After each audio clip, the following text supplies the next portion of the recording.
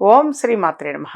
ఇప్పుడు తెలియజేసే అంశము, చిన్న పిల్లల మీద ఉన్నటువంటి దృష్టి దోషము దిష్టి మొత్తం తొలగిపోవాలి అనంటే ఈ అమావాస్య నాడు మీరు తప్పనిసరిగా ఈ విధంగా ఆచరించండి.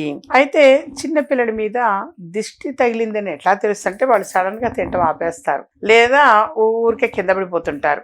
కింద పడి మోకాళ్ళమో చేతిలో పగలు కొట్టుకుంటుంటారు. ఇలా లేదునంటారా, కొంతమంది అకారణంగా ఏడుస్తుంటారు. వాళ్ళు అకారణంగా ఏడుస్తారు. అది దృష్టి దోషానికి నిదర్శనం. అలా ఆ దృష్టి దోషం అనేది తొలగిపోవాలంటే కాలభైరవుణ్ణి ఆరాధించడం చాలా చాలా మంచిది. యథార్థంగా నేను అందుకే ఎప్పుడూ కూడా తెలియజేస్తుంటా, సర్వసిద్ధి మాల అని చెప్పేసి ఎక్కువ తెలియజేస్తుంటా.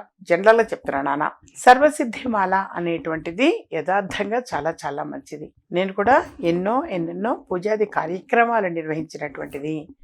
అలాగే కాలభైరవుడికి కూడా ఎన్నో పూజలు అనేటువంటివి చేసిన తర్వాతనే, ఇప్పుడు కాదు మొదటి నుంచి కూడా నేను సర్వసిద్ధిమాల అనేటువంటి దైవిక వస్తువులు అందించేదాన్ని. మీరు తీసుకున్న కాంబో ప్యాక్ లో కూడా సర్వసిద్ధిమాల ఉంటుంది. ఆ సర్వసిద్ధిమాల అనేటువంటిది పిల్లలు కావచ్చు, పెద్ద ధరించటం మంచిది. సర్వసిద్ధిమాల అనేటువంటిది సర్వం సిద్ధించేటువంటిది. అంటే మనకు పాజిటివ్ ఎనర్జీని తీసుకుంటే చాలు, అన్నీ వస్తాయి.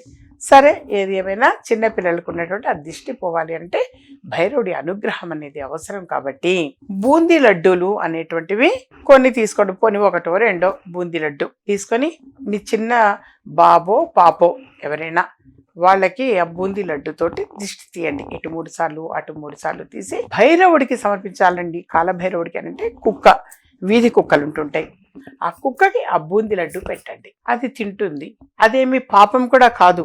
మీరు అలా చేయటం తప్పు కదమ్మా అనుకుంటారు, అదేమి తప్పు కాదు. ఇస్తే ఏంటంటే దాన్ని తీసుకునేటువంటి నెగటివ్ తీసుకునే శక్తి దానికి ఉంది, పిల్లలకి లేదు. అందుకని పిల్లలకి చక్కగా విధంగా తీసి భైరవుడికి, కాలభైరవుడికి అంటే ఆ వీధి కుక్కకి తినిపించండి. తినిపించారంటే పిల్లలకి ఇమ్మీడియట్గా మంచి మార్పు అనేది వస్తుంది. హాయిగా నిద్రపోతారు, తింటారు, కడుపు నిండా తింటారు, కంటి నిండా నిద్రపోతారు.